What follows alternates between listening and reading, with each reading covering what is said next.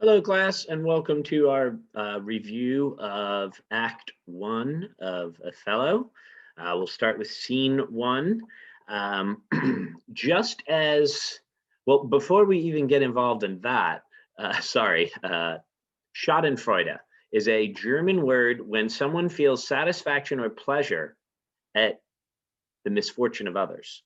And I think that this is a good word and concept and idea to keep in mind when we think about Iago, right? In the very, very first scene of the play, just as Hamlet starts with the word who, and we know the play is about identity, and the word who relates to identity.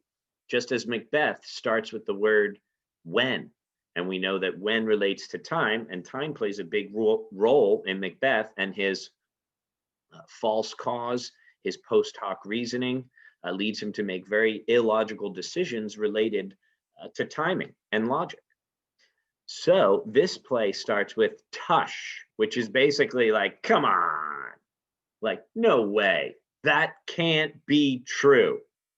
And that's what this whole play is about, truth and ethos. Whom should you trust in light of something that you just can't fathom to be possible, that you can't believe to be true, right? So Rodrigo starts by asking Iago, right? How could you not tell me, right? You knew about this all along. You knew that Othello and Desdemona were getting married. Come on, because we learn what? Iago has been taking money from Rodrigo to help him woo Desdemona.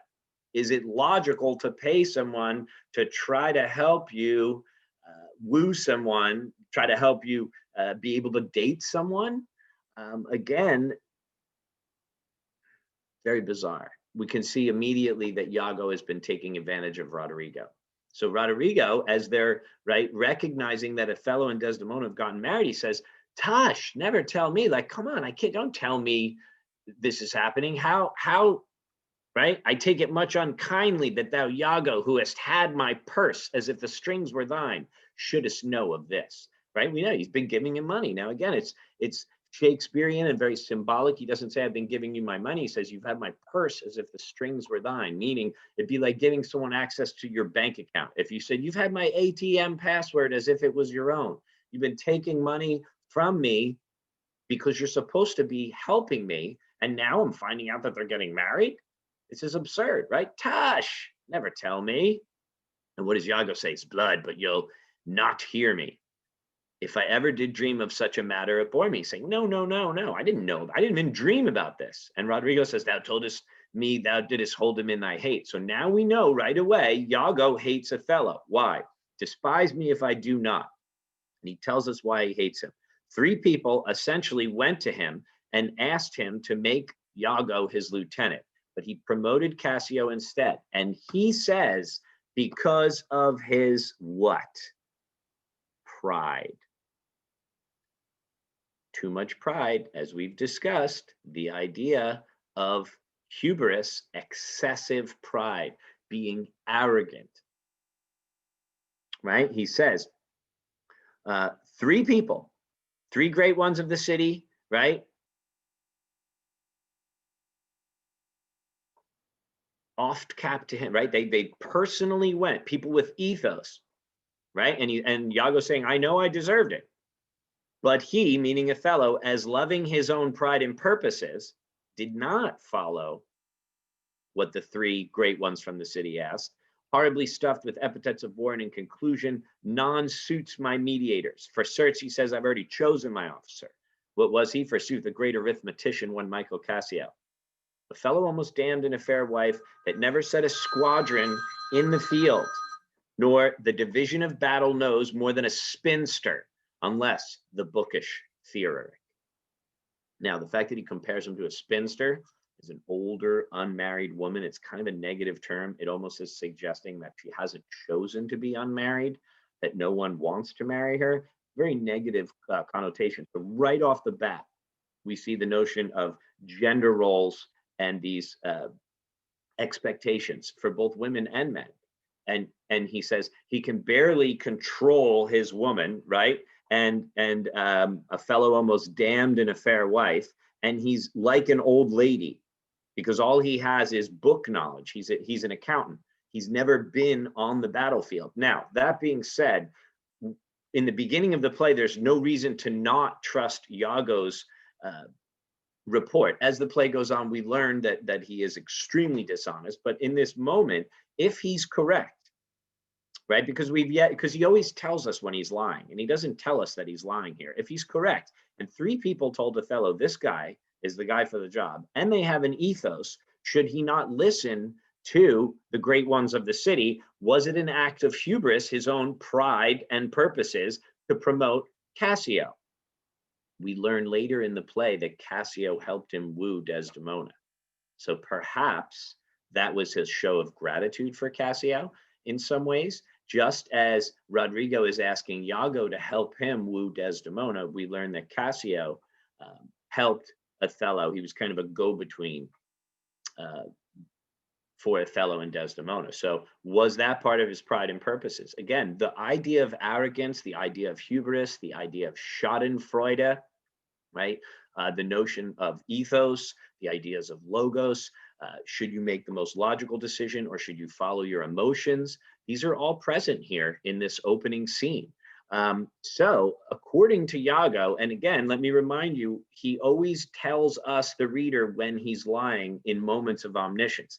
That's what kind of makes the villain you love to hate, those villains that through omniscience tell you what the truth is. They don't lie to you, so it kind of makes you feel privy to their secrets, much like many villains in TV shows and movies. So I feel as though there's no reason to doubt the factual evidence in that opening scene. And if so, perhaps Othello let his pride get in the way of logic, let his emotions get in the way of logic. Just as in some ways, right, I don't think it's logical for Rodrigo to be paying Iago.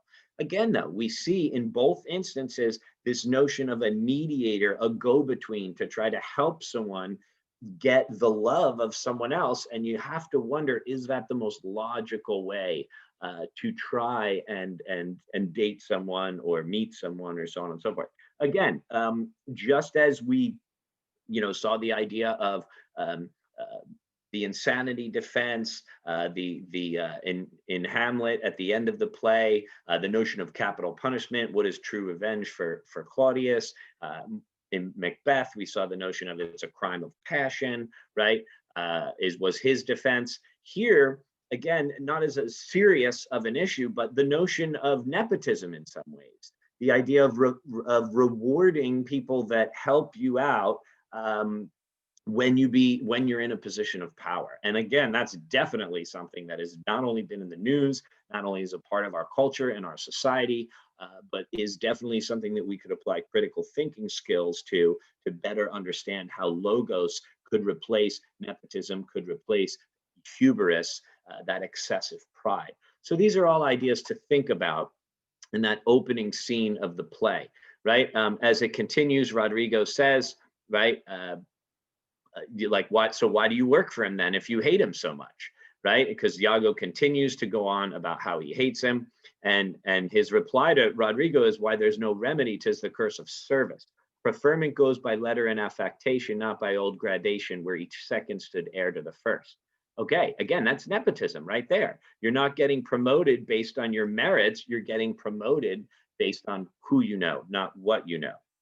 Again, so Rodrigo says, well, then I wouldn't follow him. And Iago says, oh, sir, content you. I follow him to serve my turn upon him. Basically saying I'm using him. We cannot all be masters, nor all masters cannot be truly followed. You shall mark many a duteous and knee-crooking knave that doting on his own obsequious bondage, right, illogical emotional appeals, wears out his time much like his master's ass, gets taken advantage of.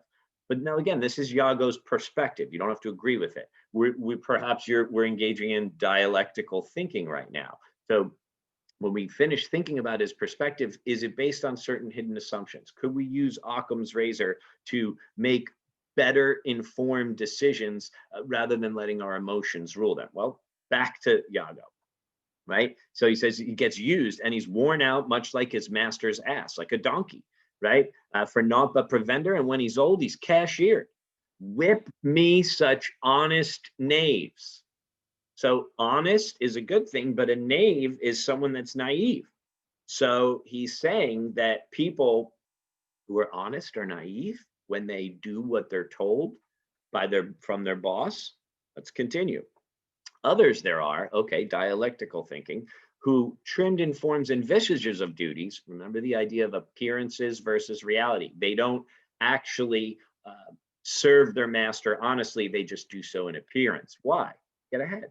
Who trimmed in forms and visages of duty, kept yet their hearts attending on themselves, and throwing but shows of service on their lords, do well thrive by them. And when they have lined their coats, do themselves homage. These fellows have some soul, and such a one do I profess myself. For, sir, it is as sure as you are Roderigo, were I the Moor, I would not be Iago. In following him, I follow but myself. Heaven is my judge, not I, for love and duty. I do it all for me. I don't care what is thought of me on earth, right? I don't do not for love and duty, but seeming so. Again, this notion of seeming versus being, appearances versus reality. Again, the idea of duplicity that we talked about in Macbeth, right? Deception based on appearances versus reality, seeming versus being. But seeming so for my peculiar end, for when my outward action doth demonstrate the native act and figure of my heart in compliment extern, 'tis not long after, but I will wear my heart upon my sleeve for daws to peck at. I am not what I am. Identity, right? Duplicity, hubris, Schadenfreude. He gets pleasure out of the misery of others, as you'll see later in the play. Schadenfreude, excuse me, the German word. You'll notice I put links to all these terms on the page for this video in case you want to refresh with them. I also put links to the critical thinking strategies and concepts in case you want to refresh with those that I refer to in the video. And I hope you find this first video lecture for Othello. I'm gonna kind of wrap it up here so we can pause. I know it kind of went on for a while. We're only 67 lines in, right? And already I've made one video, but again, we'll pick up with this in the next one. The key here is, do you recognize the quote?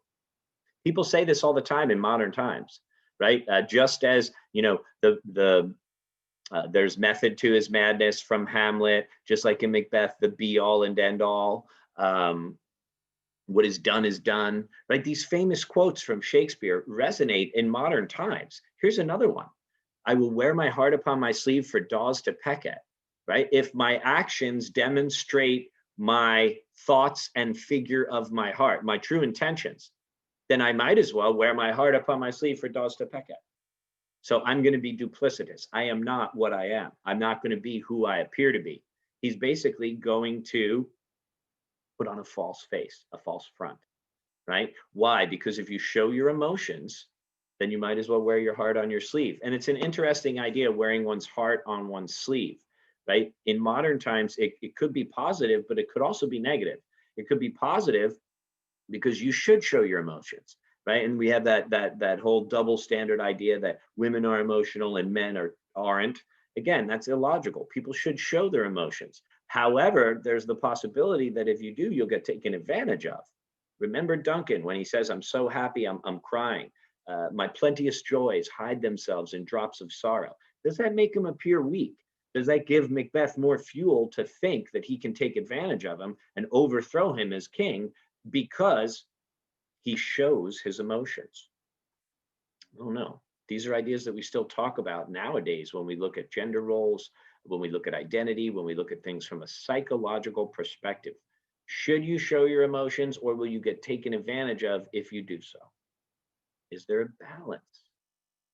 Hopefully, right? Because I think people should. But again, pathos, logos, right? Wearing your heart upon your sleeve. There's always multiple perspectives. And that's why hopefully we use critical thinking skills to make the most logical and informed decision. So I hope you found this helpful. Stay tuned for more of Act 1 because it just gets even more interesting.